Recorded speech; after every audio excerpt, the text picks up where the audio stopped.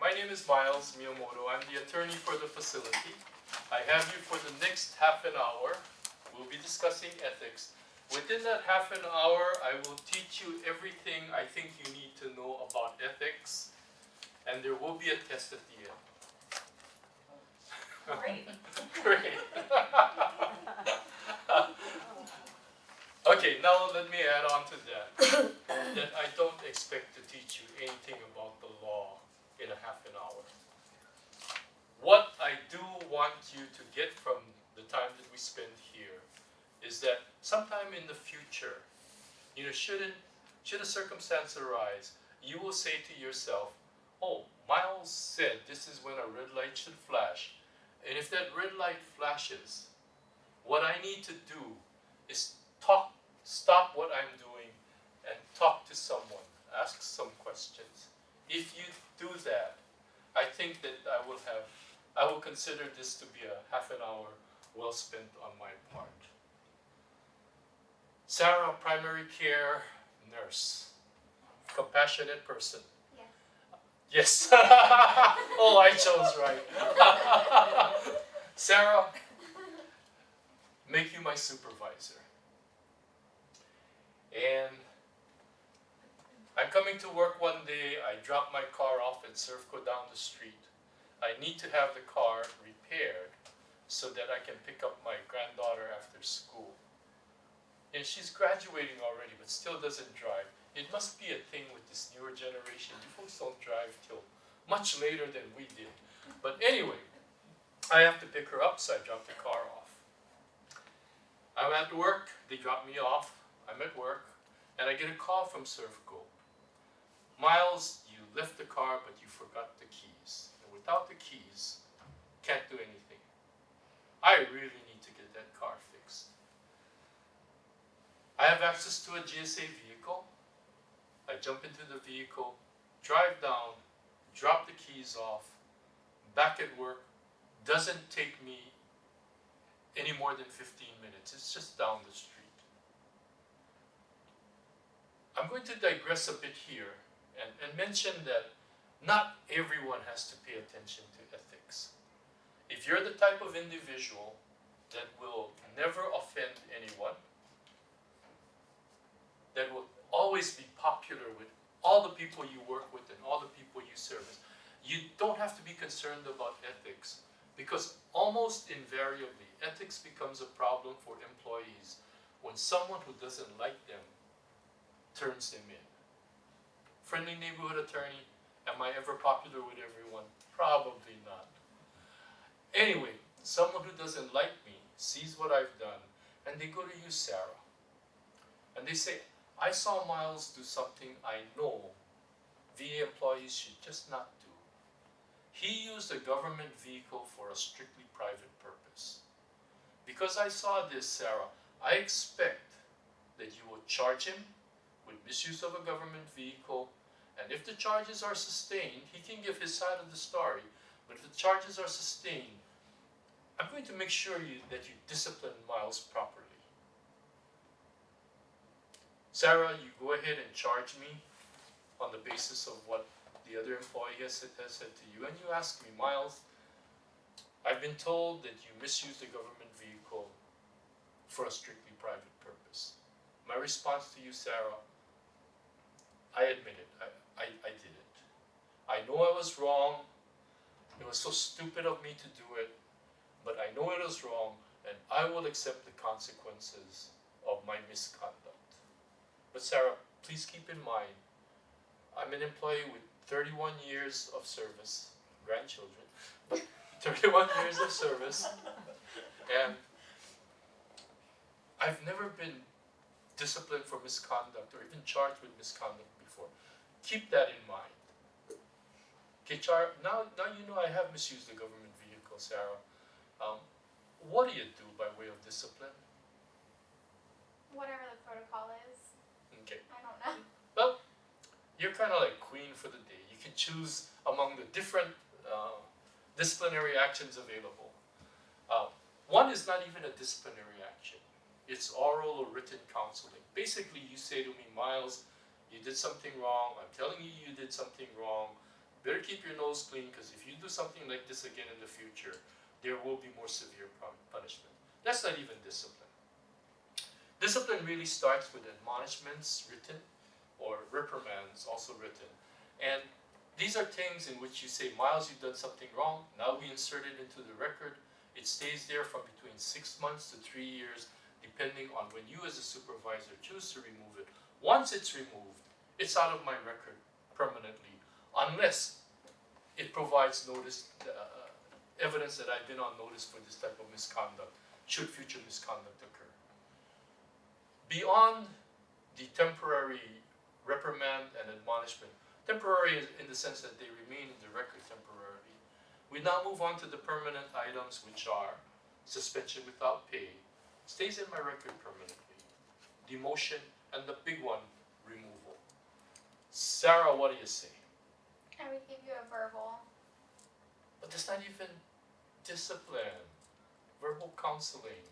It goes in your record. Yeah, and that's why I chose Sarah, because primary care, compassionate. I kind of know where she's going on this. But don't we really need to send a message to everyone, like yourselves? Boy, if you misuse a government vehicle and use it for a strictly private purpose, there is a price to pay.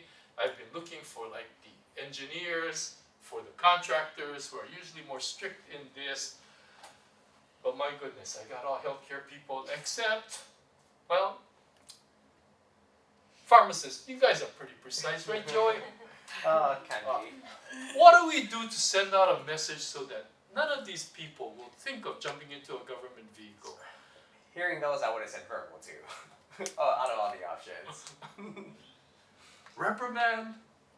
It's your first, it's your first. Yeah, but reprimand, you can remove it after 6 months if I don't step out of line. All it does is affects me in terms of, do I get a bonus this year? Do I get a within grade increase?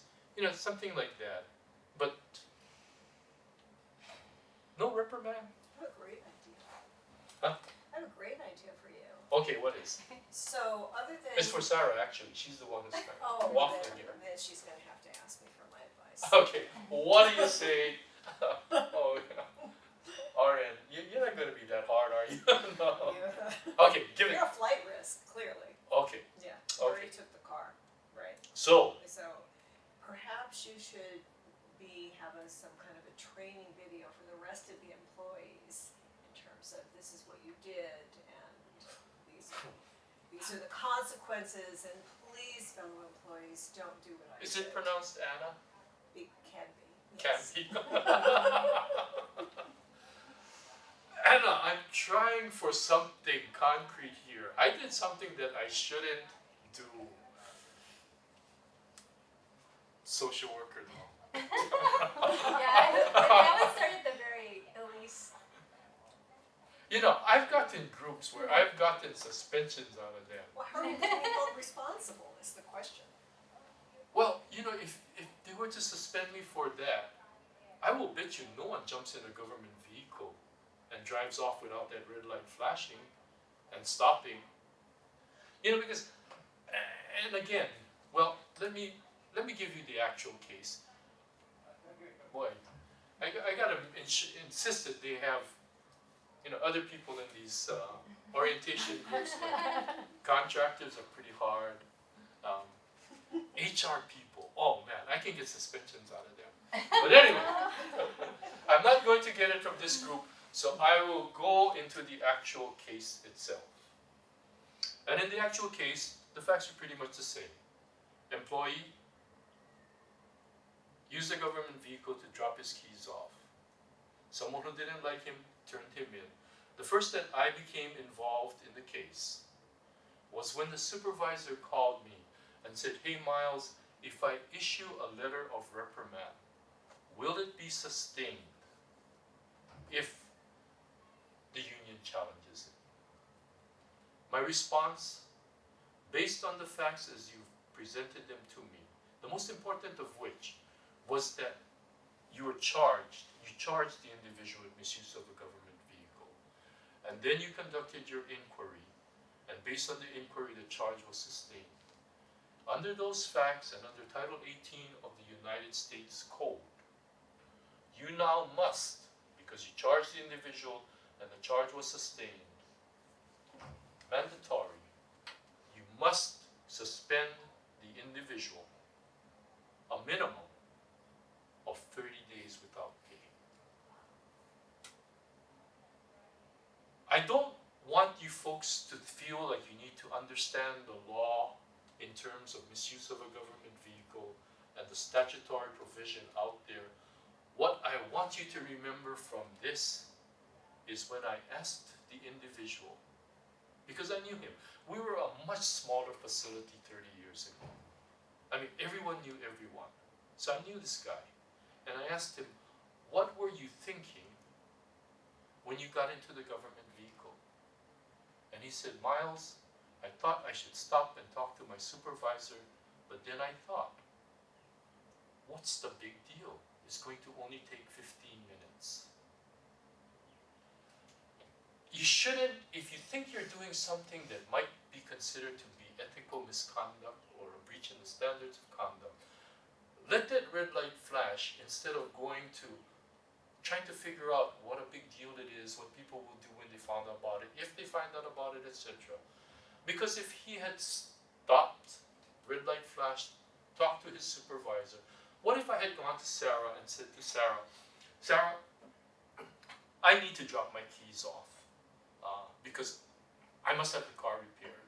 And I'm willing to take annual leave. I'll catch the bus to the transfer station, etc., etc. Probably take 2.5, 3 hours of annual leave. What if Sarah had said to me, Miles, I can't allow that because there's an orthopedic surgeon flying in, and I need you to meet with him. Otherwise, the trip from Palo Alto is a waste. So I cannot let you off, but I will authorize another employee to drop the keys off at the service station or at Servco. And I will make a determination that it's for the convenience of the government. You think anybody gets in trouble? No, no one gets in trouble. So if you stop and talk to someone, you will find in most instances, there's a ready solution that no one gets into trouble. Who will be traveling for the government in their work? And usually I pick on the people from the outer islands, Hilo and Trane. Yes, Trine. Trine, when you travel between Honolulu and Hilo on Hawaiian Airlines, and they give you this Hawaiian Airlines frequent flyer miles, what do you do with the frequent flyer miles that you accumulate? I normally don't do anything with them. You mean you have to gather them all up and then, huh? I guess I could get a free flight. You're exactly right. And most people were kind of afraid to use the frequent flyer miles because they think, wow, if I accrued them during working for the government, maybe they belong to the government. But no, today they don't. I travel a lot. I have offices I supervise on the West Coast. I put in a lot of miles, and when I have enough, I use them so my wife can accompany me on at least the flight's free. Wasn't always the case. 25 years ago, the rule was that if you accumulated these miles on government travel, they belong to the government. They belong to the government to the extent that if you had that one account that the airlines allows you to have, that even if you had personal travel miles in it, once you put in government acquired miles into that account, they became commingled. And any use of that account was use of government miles. So, what did we do with all these miles that were being accumulated by our travelers? What did we do with all these miles? Did we gather them all up and use them to save the taxpayers' money to provide travel for other official travel? Yes? No? Yeah. Sometimes we're not that efficient. So what happened to the miles? Whiskers. Useless, right? Whiskers. They expired. And they disappeared, and the airline companies were happy. Do you think it was tempting for some employees to use the miles? Of course. Of course, because they were going to expire anyway. So, one high-ranking official locally, when looking at miles that he was going to lose, in fact did use the miles, saved a little more than $1,000 in paying for his wife's airfare to a VA conference on the mainland. What happened next? Someone who didn't like him turned him in. And because of his high rank, wasn't turned into the Inspector General in San Francisco. It went to the Inspector General in Washington, D.C. I became involved in the case when the Inspector General called me and said, "Hey Miles, we've charged this individual. This individual has been charged with misuse of frequent flyer miles. The charges have been sustained. We have the tickets, we have the purchase, everything. What did I think would be an appropriate penalty?" My response? First, I did say, I think it's a stupid rule. But whether or not it's a stupid rule, if your higher officials don't abide by the rules, no one will. So my recommendation, have him pay the amount that he saved on the ticket into the general post fund that could be used for the benefit of all veterans. That way he does not personally benefit or save money in any way. Second, suspension of 3 days. A suspension of 3 days for ethical misconduct on a senior official that stays in your record permanently. That's a career stopper. So, Leah, what did the Inspector General say in terms, how did they respond to my recommendation for payment of the money and a 3-day suspension? Did they say to me, "Miles, you're such a brilliant attorney. That is such a balanced discipline"? Or B, "Miles, even you recognize it's a stupid rule. Are we going to ruin a person's career for this one incident?" Or 3, "Miles, you've been drinking too many Mai Tais and it's making you soft." Leah? Did they change the rules? Eventually they did, but you're getting ahead of this. Have you sat through another orientation class before? It's been a while. Okay. Been a long while. Did you have? Because I don't change my script. But, so, without changing the rules being an option, because at that time the rule was as stated, what did the IG think in terms of my recommendation? I would say that's a very good one, or maybe even a little harsh. I would give him a verbal, but I don't know. Okay, I kind of like your answer that, kind of brilliant, yeah, but that wasn't the case. What the IG said was, their response was, "No, that doesn't send the message we want to send." So what did they do? They contacted the United States Attorney's Office, the Department of Justice, had them indict the individual for Class C felony theft. Wow. As part of a guilty plea bargain, the employee resigned immediately, retired. Yeah, at least he could retire. And then, Leo, what did we do? Change the law. We Really changed the law because it was a stupid law. Red light flash. If in your mind you think this is so stupid, why would anyone enforce it? Stop and talk to someone. Because I guarantee you, if he had stopped and spoken to myself, for instance, I would have said, "Don't do it. It's not worth doing."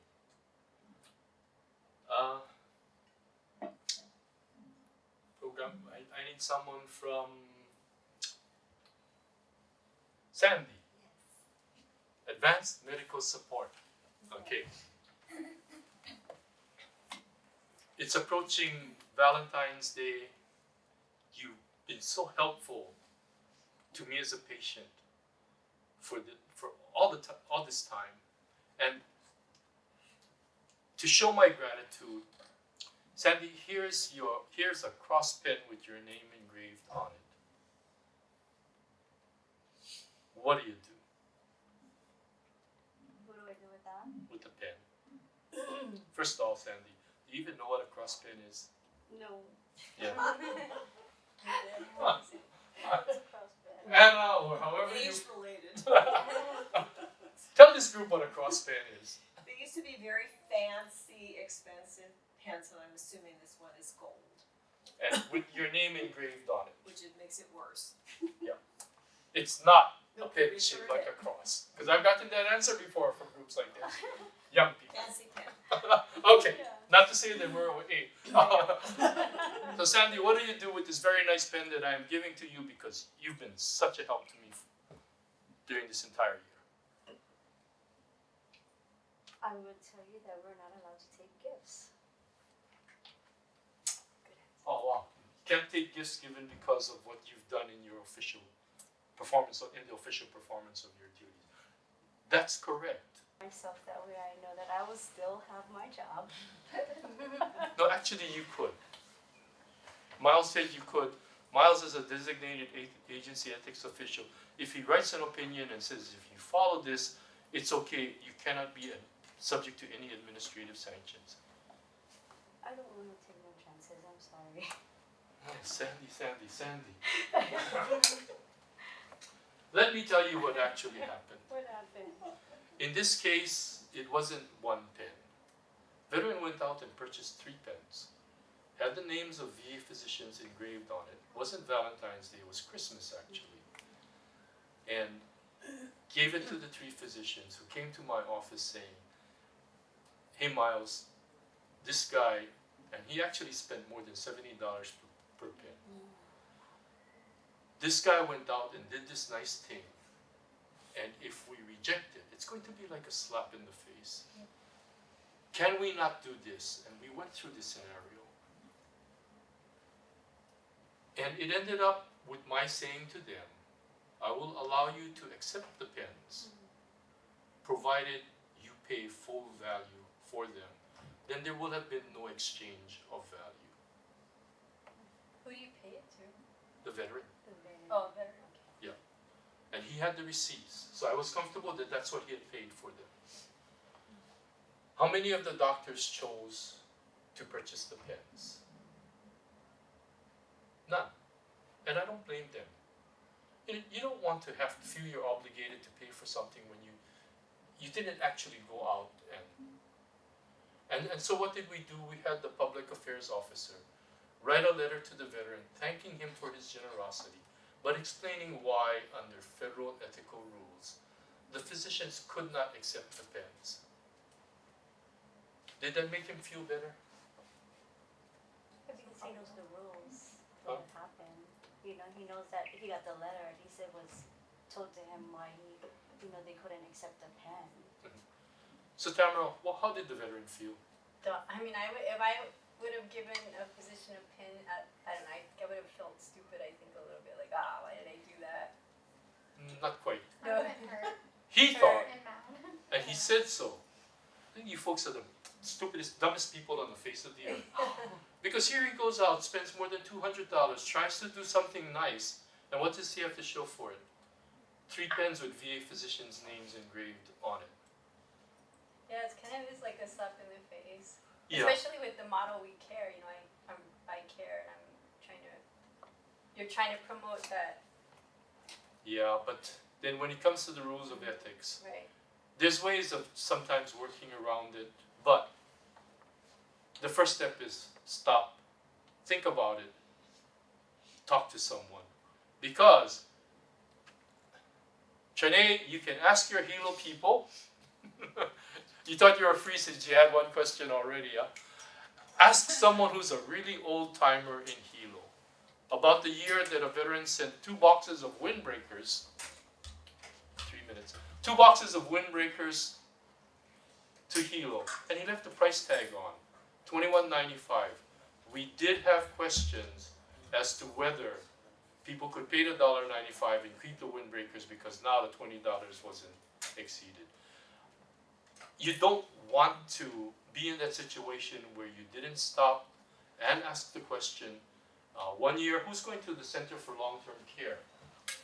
No one. That's unusual for, they hire a lot. But ask them 1 year about when we had to go back and recover $20 from a number of employees because word had gotten around that if it doesn't exceed $20, it's not a gift. So it's okay for a veteran who wanted to give $20 to each employee to give the money to the employees. If you try to figure it out, is that box of Wahoo tuna the same perishable as is malasadas? You could run into problems. If you stop and talk to someone, you can easily figure out maybe canned tuna, very expensive canned tuna from American Samoa is not a perishable, but should be donated to the General Post Fund so when they have a luncheon for veterans, it can be used for that purpose. There's always ways to have things work out so it makes sense. The things that I want you folks to avoid, and again, it's the purpose for spending the half an hour, is that when you come across situations where you begin to ask yourself, is there an ethical issue here, or can there be an ethical issue here?